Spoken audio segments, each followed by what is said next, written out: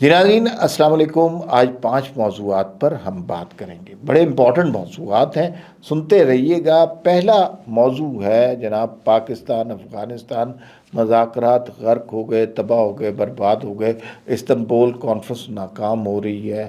چکر کیا ہے، ہوا کیا ہے، ان کی ڈیمانڈیں کیا ہیں، ہم کیا کہنا چاہتے ہیں، اس پر بات کریں گے۔ دوسری بات یہ ہے کہ کشمیر میں حکومت کی تبدیلی ہو رہی ہے، یہ بات بالکل صحیح ہے، اور یاسین صاحب یا لطیف صاحب پیپلز پارٹی کے نیکسٹ پرائم منسٹر ہوں گے۔ کیا معاملہ ہوا، کیا وفاق، یہ نون لیگ اور پیپلز پارٹی کی راہیں جدا ہو رہی ہیں؟ راجہ فاروق حیدر نے کہا کہ وہ اپوزیشن میں بیٹھیں گے، اس حوالے سے ہم کچھ بات کریں گے۔ تیسری بات یہ ہے بھائی جان کہ بارڈر پر خطرات ہیں، انڈیا کی طرف سے کسی شرارت کی توقع ہے، اور وہ جو ترشول ایکسرسائزز ہو رہی ہیں پاکستان انہیں بڑے غور سے دیکھ رہا ہے کہ کہیں کوئی شرارت کا ایلیمنٹ ہو تو ان کے لیے بالکل محتاط رہنے کی ضرورت ہے تاکہ پھر انہیں گھر پہنچا سکیں۔ کرک کا جلسہ آج بھی ڈسکس ہوتا رہا، سہیل آفریدی صاحب نے جس طرح کی گفتگو کی اور وفاق کے خلاف ایک دم بغاوت کا علم بلند کر دیا، وہ خوفناک بات ہے۔ اور دوسرا، پختون کر کے یوں لگتا ہے کہ جیسے ایک کمیونٹی کو پاکستان کے خلاف کیا جا رہا ہے، یا ان کی یہ ذہن سازی کی جا رہی ہے کہ پاکستان ان کا حق نہیں دے رہا۔ تو یہ ایک سنجیدہ بات ہے۔ اور آخر میں ہم بات کریں گے، وزیر اعظم پاکستان سعودی عرب چلے گئے ہیں سرمایہ کاری کانفرنس میں حصہ لینے کے لیے۔ کچھ سائیڈ ملاقاتوں کی توقع ہے، ان ملاقاتوں میں کیا ذکر ہو سکتا ہے، کس کس سے ملاقات ہو سکتی ہے، یہ امپورٹنٹ چیزیں ہیں۔ آپ سے درخواست یہ ہے کہ آپ اس ویلاگ یوٹیوب چینل کو سبسکرائب کر لیں، بیل آئیکن کو پریس کر لیں تاکہ ہر ویڈیو سب سے پہلے آپ تک پہنچ جائے۔ کر لیا ہے؟ ابھی کر لیں، ابھی سب سے پہلے اس کو یہ سبسکرائب کریں، بیل آئیکن کو پریس کریں، پھر اس کے بعد آگے چلیں گے۔ پاکستان اور افغانستان کی صورتحال، پہلا اس کا مرحلہ ہوا دوحہ میں، دوسرا مرحلہ استنبول میں، لیکن ابھی تک وہاں سے کوئی اچھی خبریں نہیں آ رہی۔ اصل میں موقف پاکستان نے اپنا بالکل سامنے رکھ دیا ہے، لکیر کھینچ دی ہے کہ بھائی جان یہ ہمارا موقف ہے، اس سے ہم پیچھے نہیں ہٹنے والے، اور اس میں سے کچھ غلطیاں آپ کو تسلیم کرنی پڑیں گی، کچھ باتیں آپ کو ماننی پڑیں گی۔ پاکستان کا موقف کیا ہے؟ پاکستان کا موقف ہے کہ آپ کی سرزمین پاکستان کے دشمنوں کی پناہ گاہ نہیں بن سکتی، آپ کی سرزمین سے پاکستان میں دہشت گرد نہیں آ سکتے، جو لوگ یہاں پر غیر قانونی طور پر آئے ہوئے ہیں انہیں واپس جانا ہے، اور اگر آپ یہ نہیں کرتے، ٹی ٹی پی کے پناہوں گاہوں کو تلف نہیں کرتے، تو پھر ایک سٹیج آئے گی کہ پاکستان اپنا رول ادا کرے گا۔ پاکستان نے سٹرائک کی، دہشت گرد مارے وہاں پر، اور وہ پھر بھی کریں گے۔ یہ بات اب وہاں مانی نہیں جا رہی کیونکہ وفد ہے ذرا کمزور سطح کا، اور وہ تھوڑی دیر کی گفتگو کے بعد کہیں فون کرنے چلے جاتے ہیں کہ تھوڑی دیر کے بعد ہم آپ کو بتائیں گے۔ جس وقت یہ ویلاگ ہو رہا ہے اس وقت تک یہ بات نہیں ہے حتمی طور پہ کہ مذاکرات ناکام ہو گئے ہیں مکمل طور پر، لیکن مذاکرات ناکام ہو چکے ہوئے ہیں، مانے نہ مانے۔ اچھا کیوں بھائی؟ بات یہ ہے کہ یہ افغان جو ٹی ٹی اے والے ہیں یہ کیا چاہ رہے ہیں؟ یہ پیسے چاہ رہے ہیں۔ دیکھیے جو پاکستان اور افغانستان کے درمیان اختلاف ہے نا، یہ مذہب کا نہیں ہے، یہ پشتون کمیونٹی کا نہیں ہے، یہ صرف پیسے چاہتے ہیں، یہ کرائے کے قاتل ٹائپ کے لوگ ہیں۔ دیکھیے مذہب کا اختلاف کیسے ہو سکتا ہے؟ انہوں نے اپنا ایک اسلام بنایا جس میں عورتوں کو نہ سانس لینے کی اجازت ہے، نہ بازار میں جانے کی اجازت ہے، نہ تعلیم حاصل کرنے کی اجازت ہے، نہ ملازمت کرنے کی اجازت ہے۔ یہ عورتوں کو مارتے ہیں، سڑکوں پہ پیٹتے ہیں، یہ ان کا اسلام۔ ہمارا اسلام وہ نہیں ہے، ٹھیک ہے نا؟ ہمارا اسلام متوازن ہے، اور وہ ہے جو قرآن پاک کی ہدایت میں ہمیں حکم ہوا ہے، ہم اسی پر چلتے ہیں۔ دوسرا بات یہ پشتون مسئلہ بھی نہیں ہے، ٹھیک ہے ادھر بھی پشتون ہے ادھر بھی پشتون ہے، لیکن ہمیں یہ ریئلائز کرنا چاہیے کہ یہ دو ممالک کا مسئلہ ہے، یہ ایک سرحدی تنازع ہے دو ممالک کے درمیان۔ تو یہ نہیں ہو سکتا کہ آپ اس تنازع کو لنگر آن کرتے رہے۔ ماضی میں پاکستان نے بڑا لحاظ کیا، لیکن اب پاکستان کی برداشت ختم ہو گئی ہے، ان کو اپنے ٹھکانے ختم کرنے پڑیں گے، اور کرائے کے قاتلوں جیسی حرکتیں ختم کرنی پڑیں گی۔ نہیں کریں گے تو پھر ان کے ساتھ وہی سلوک ہوگا جو پاکستان نے کچھ عرصے پہلے کیا۔ مسئلہ یہ ہے کہ بھائی جان یہ قطر جاتے ہیں مذاکرات کے نام پر، ان سے پیسے لے کے آتے ہیں، استنبول جاتے ہیں ترکی سے پیسے لے کے آتے ہیں، دہشت گردی کرتے ہیں تو انڈیا سے پیسے لے کے آتے ہیں، پاکستان میں بندے مروا دیتے ہیں۔ یہ اسی طرح کے لوگ ہیں۔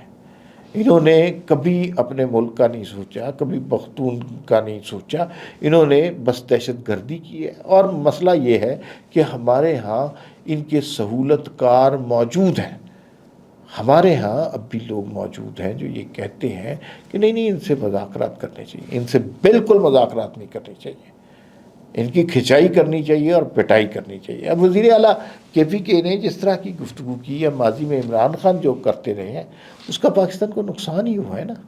30-40 ہزار یہاں پر لوگ لے آئے جنہوں نے دہشت گردی کی۔ کون ان دہشت گردوں سے مذاکرات کرنا چاہتا ہے؟ انہیں تلف کرنا، ختم کرنا ہماری ذمہ داری ہونی چاہیے۔ اور پھر یہ کہہ دینا جو کرک کے جلسے میں انہوں نے کہا وفاق کیا ہوتا ہے؟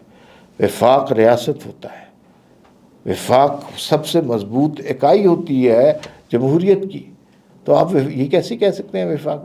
دوسری بات یہ ہے کہ یہ آپ DG ISPR کے بارے میں یہ الفاظ استعمال کریں کہ انہوں نے گھٹیا زبان آپ کے بارے میں استعمال کیے، لیکن جب اس طرح کی باتیں آپ کریں گے تو نتائج کے لیے بھی بھگتنا تیار رہنا چاہیے۔ ماضی میں عمران خان صاحب نے بھی اسی طرح کے بیانات دیے تھے۔ 9 مئی سے پہلے کا سارا منظر دیکھ لیں کہ تیرا باپ بھی دے گا آزادی، اس طرح کے نعرے لگتے تھے نا۔ سب سے زیادہ نقصان اسی کا ہوا۔ مجھے یوں لگتا ہے کہ سہیل آفریدی بھی تحریک انصاف کو بڑا نقصان پہنچانے کی کوشش کر رہے ہیں۔ یا تو یہ کچھ دنوں کے بعد سافٹ ویئر اپڈیٹ ہوگا اور یہ علی امین گنڈا پور سے بھی زیادہ تابعدار ہو جائیں گے۔ دوسری بات یہ ہے کہ انہوں نے جو جلسے کیے ہیں، پہلا چارسدہ میں، دوسرا خیبر میں، تیسرا جو ہے کرک میں، ان جلسوں میں کیا عوام کی تعداد لاکھوں میں تھی؟ اب یہ جو کرک میں جلسہ کیا ہے 3 سے 4 ہزار لوگ تھے وہاں پہ، تو انقلاب 3 سے 4 ہزار لوگوں تک نہیں آتا۔ اس کا مطلب ہے کہ آپ کا بیانیہ پٹ چکا ہے۔ آپ جو کہانیاں سنا رہے ہیں وہ لوگ نہیں سننا چاہ رہے، آپ جو تشدد پھیلانا چاہ رہے ہیں لوگ اس میں آپ کے شریک نہیں ہونا چاہتے، آپ جو وفاق پہ چڑھائی کرنا چاہتے ہیں لوگ اس کا حصہ نہیں بننا چاہ رہے۔ تو سہیل آفریدی کو یہ بات سمجھ لینی چاہیے۔ کشمیر میں حکومت کی تبدیلی کے حوالے سے بات بالکل کلیئر ہو گئی ہے، کوئی ابہام نہیں ہے۔ پیپلز پارٹی وہاں پر حکومت بنا رہی ہے۔ موجودہ وزیر اعظم انوار الحق صاحب شام تک خبر آئے گی کہ وہ یا استعفیٰ دے دیں گے یا ان کا تحریک عدم اعتماد کے ذریعے ان کا تختہ الٹ دیا جائے گا۔ پیپلز پارٹی کو کچھ ارکان کم ہیں لیکن کشمیر میں ہو جاتا ہے، ادھر ادھر سے ارکان آ جاتے ہیں۔ راجہ فاروق حیدر جو مسلم لیگ نون کی نمائندگی کرتے ہیں، انہوں نے کہا جی کہ بھائی میں تو اپوزیشن کے بینچوں پر بیٹھوں گا، اور لیکن وہاں پر تبدیلی کی وجہ اس لیے سمجھ آتی ہے۔ کشمیر میں خیر پیپلز پارٹی کا ہولڈ بھی کافی ہے، جیسے پنجاب میں وہ ختم ہو گئی ہے، کشمیر میں ختم نہیں ہوئی۔ وہاں پر جوائنٹ ایکشن کمیٹی کے ساتھ جو پیچھے کچھ ہوا، اس میں کہا جاتا تھا کہ انوار الحق صاحب کو بھی مورد الزام ٹھہرایا جاتا تھا، اور انوار الحق صاحب کے جانے سے مسائل کچھ نہ کچھ حل ہوں گے، کیونکہ پیپلز پارٹی بہتر طریقے سے جوائنٹ ایکشن کمیٹی سے ڈیل کرے گی۔ ان کے مطالبات کوئی ایسے خاص نہیں ہے سوائے مہاجرین کی نشستوں کے حوالے سے، اور اس کے اوپر بھی بات ہو سکتی ہے۔ کیا اس کا نتیجہ وفاق کی صورت میں وفاق میں بھی نفاق پیدا ہوگا؟ تو جتنے آج پیپلز پارٹی کے دوستوں سے بات ہوئی سب نے یہی کہا کہ اٹ از ٹو ارلی۔ 1 مہینہ پیپلز پارٹی کے تمام لوگوں کو حکم دیا گیا آپ نے بولنا نہیں ہے۔ 1 مہینے کے بعد اگر جنگ ہوگی تو پھر کھلے میں جنگ ہوگی، پھر شاید وفاق میں بھی ہو جائے۔ میرا ذاتی اندازہ یہ ہے کہ یہ وفاق میں جو معاہدہ ہے جس کے تحت یہ حکومت میں آئے ہیں اس سے نکل نہیں سکتے۔ زبانی گولہ باری ہوگی لیکن اس سے معاملات خراب نہیں ہو سکتے کہ حکومت ٹوٹ جائے یا شہباز شریف کی حکومت گر جائے۔ اچھا، بارڈر پر بہرحال ہمیں خطرہ موجود ہے۔ ترشول ایکسرسائز ہو رہی ہے انڈیا کی جانب سے، اور اس میں سندھ کے بارڈر کے پاس علاقہ ہے وہاں پر ہو رہی ہے۔